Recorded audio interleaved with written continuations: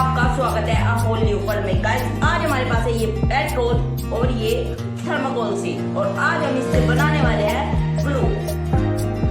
आपको इसकी रिएक्शन पता होगी। गाइस वीडियो को एंड तक देखना। अगर आपने चैनल को सब्सक्राइब नहीं किया तो चैनल को सब्सक्राइब कर लेना। चलिए फटाफट से वीडियो को शुरू करते हैं।